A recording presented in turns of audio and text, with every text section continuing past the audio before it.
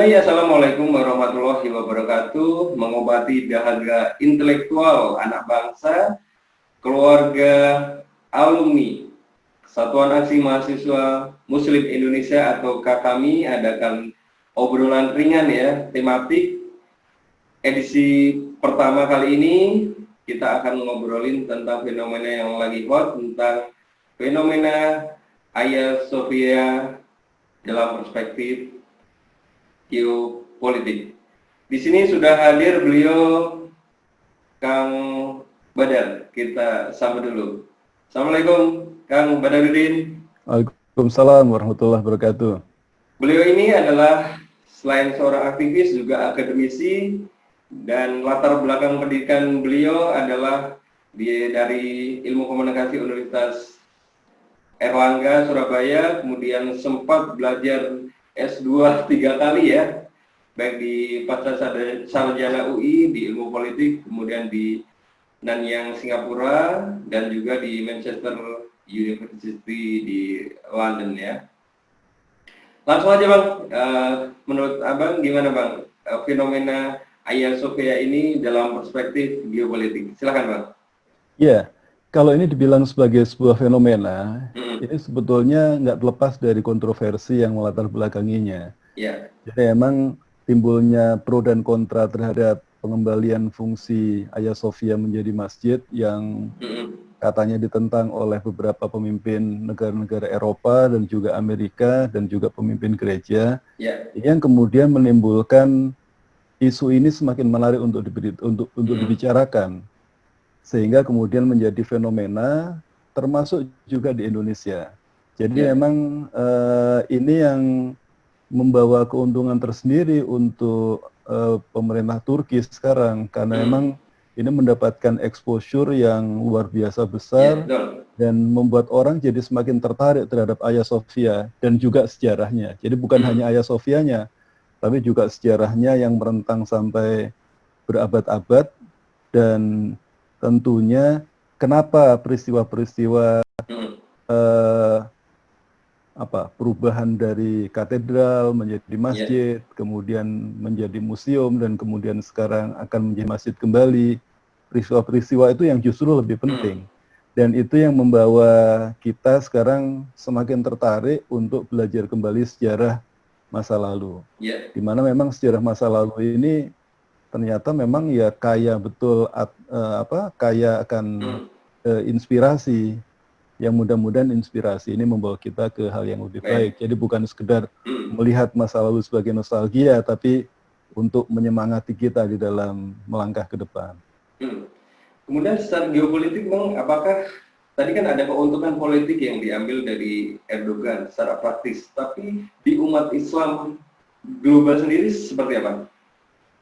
Iya, untuk umat Islam jelas ini adalah sesuatu yang secara simbolik menguntungkan ya. Karena secara simbolik Hagia Sophia ini kan menjadi salah satu simbol dari kemenangan umat Islam, terutama ketika kemenangan Muhammad Al-Fatih yang membebaskan Konstantinopel dan kemudian jadi Istanbul di tahun 1453. Dan kemenangan ini adalah sesuatu yang sangat inspiratif. Dan secara simbolik ini seperti mengingatkan kembali umat Islam yang mungkin sekarang ini ya lebih banyak berada di lapisan bawah dalam kasta keumatan lah ya, kasta umat-umat global. Itu mengingatkan bahwa sebetulnya umat Islam pernah berperan besar secara global, bahkan memimpin dunia ini, dan rentang waktunya cukup lama, sampai sampai berabad-abad lamanya. Nah ini yang mungkin bagus, positif untuk umat Islam. Apalagi kemudian kan orang ketika melihat Hagia Sophia, kemudian pembicaraannya itu kan merembet ke beberapa tema yang lain, termasuk wah ternyata umat Islam dulu juga pernah masuk ke Eropa itu sampai cukup dalam ya. Termasuk dulu ada Andalusia yang mewariskan khazanah ilmu pengetahuan dan peradaban, termasuk juga seni arsitektur yang luar biasa, dan itu yang menginspirasi Eropa sampai masuk ke zaman Renaissance atau pencerahan. Nah, ini yang mungkin akan membuka cakrawala baru tentang betapa sejarah umat Islam dulu itu begitu gemilangnya, dan kemudian ternyata umat Islam juga pernah memimpin bahkan di Eropa sendiri.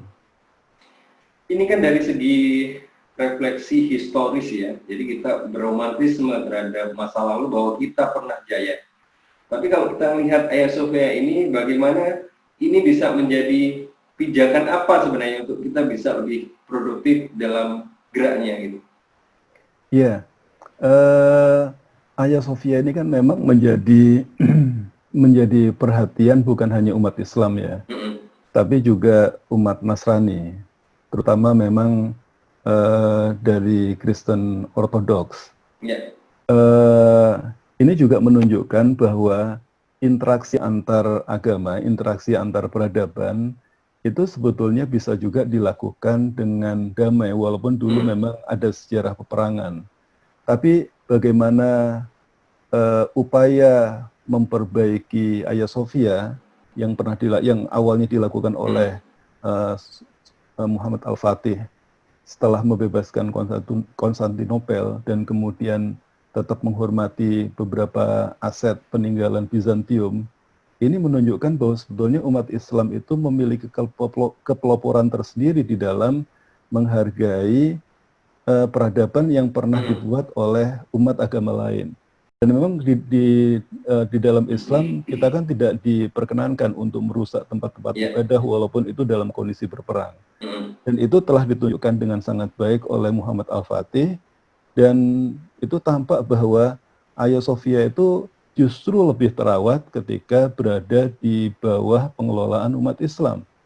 Kenapa kok justru lebih terawat? Karena memang berbagai pemugaran itu dilakukan, bahkan ditambah ada 4 menara dan sebagainya. Nah, ini yang malah bisa menunjukkan sisi positif umat Islam yang walaupun mungkin melakukan pembebasan atau penaklukan melewati peperangan, tapi kemudian tidak serta-merta kemudian melakukan praktek politik bumi hangus, menghancurkan kota, menghancurkan tempat-tempat ibadah, tidak seperti ini.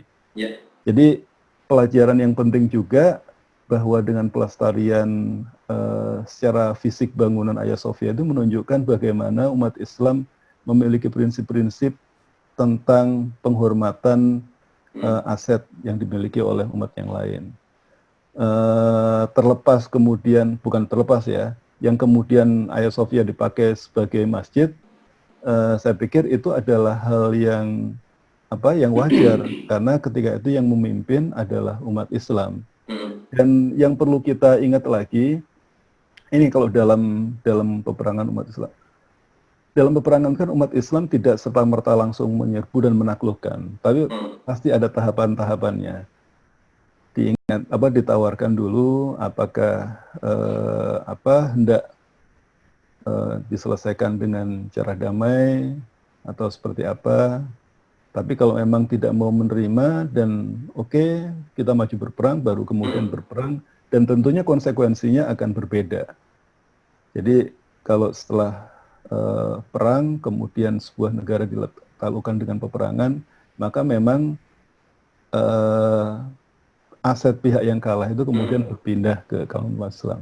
Saya pikir di tempat-tempat yang lain juga seperti itu, dan apa yang terjadi di Andalusia, itu kita juga melihat, ya walaupun umat Islam juga banyak yang menyayangkan, di mana tidak sedikit masjid yang kemudian dijadikan sebagai gereja, kemudian dijadikan sebagai ya tempat-tempat yang lain.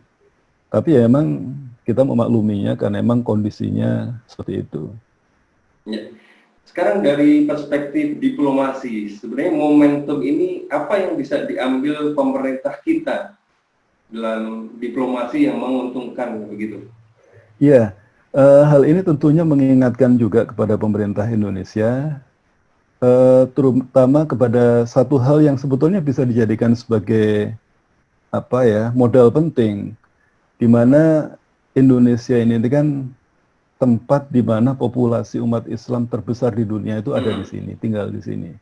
Itu yang saya pikir harus dijadikan sebagai modal penting, di mana modal itu bisa membuat Indonesia itu menjadi semakin dekat ke negara-negara yang populasi muslimnya juga tinggi.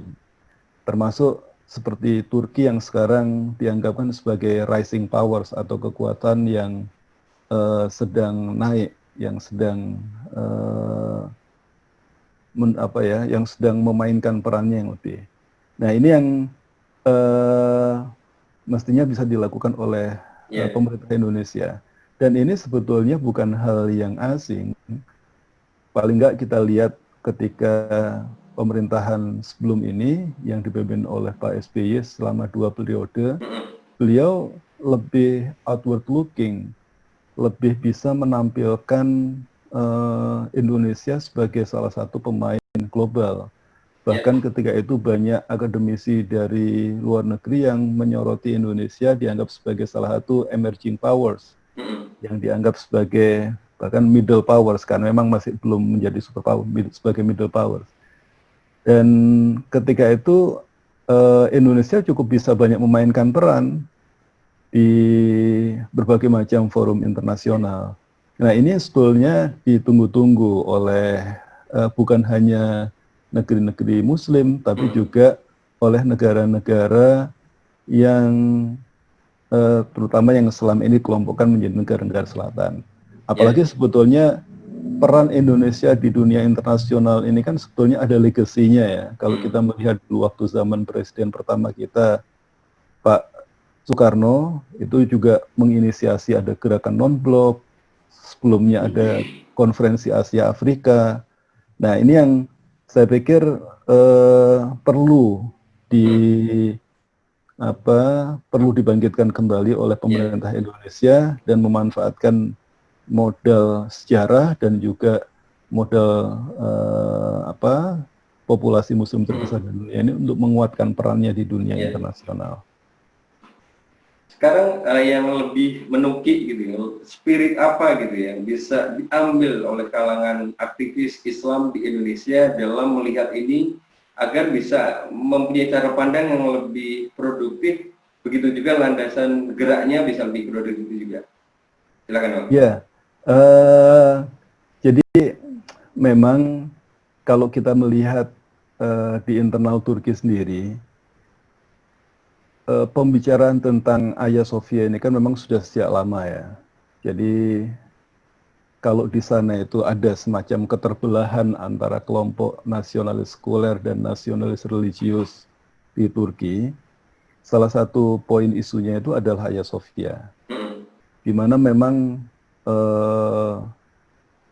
keputusan kabinet zaman Mustafa Kamal tahun 1934 yang menutup masjid dan kemudian menjadikannya sebagai museum, itu dianggap sebagai keputusan yang menghinakan dan dianggap merusak spirit Turki, di mana Mustafa Kamal kan seperti ingin memotong mata rantai kejayaan Turki yang membentang sejak abad ke-15, itu seperti dipotong dan kemudian hendak melakukan restart sama sekali baru dan kemudian melakukan Eropanisasi.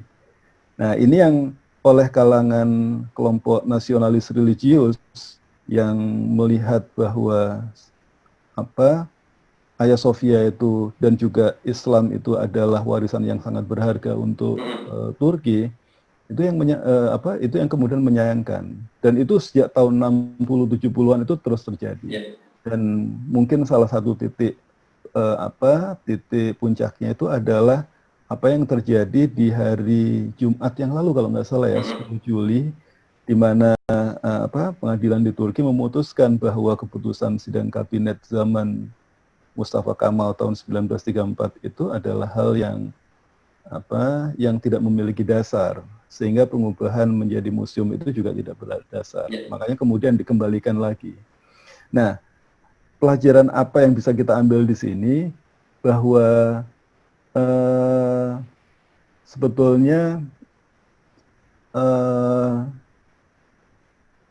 dialektika antara kelompok yang ada di Turki itu memang memiliki landasan historis yang cukup kuat, dan kedepannya memang harus dicarikan solusinya. Dan sekarang solusi untuk di Turki ini adalah solusi pengembalian Hagia Sophia menjadi masjid. Walaupun tentunya memang untuk kalangan oposisi di sana hal ini dianggap sebagai hal yang kurang yang tidak sesuai dengan agenda politik mereka. Tapi memang ini yang terjadi.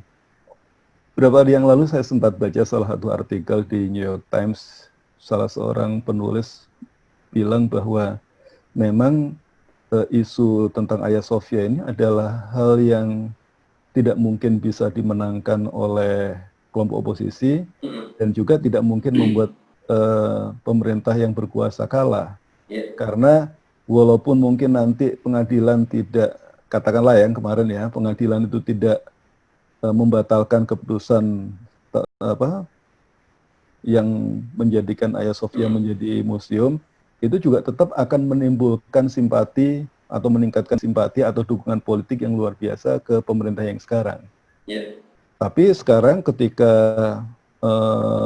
keputusannya adalah memberi jalan untuk mengembalikan Hagia Sophia menjadi masjid, itu juga menimbulkan atau menghasilkan dukungan politik yang luar biasa untuk penguasa. Nah, saya pikir ini mungkin yang bisa diambil pelajarannya. Tapi memang ya harus jeli-jeli di dalam melihat momentum politiknya ya. Jangan sampai malah menimbulkan serangan balik atau mungkin hal-hal yang nggak perlu. Baik Bang, mungkin sementara itu dulu ya untuk pembicaraan singkat kita kali ini. Insya Allah ini edisi pertama, akan kita lanjutkan di edisi-edisi berikutnya dengan narasumber-narasumbernya tentunya lebih lebih beragam lagi begitu. Itu sementara Bang ya. Terima kasih atas kesempatan yang diberikan, ini sungguh sangat mencerahkan, menjadi pelajaran kita bersama. Itu dulu teman-teman, kita akan ketemu lagi di edisi kedua ya, edisi selanjutnya. Terima kasih Kang Badar. Assalamualaikum warahmatullahi wabarakatuh. Waalaikumsalam warahmatullahi wabarakatuh.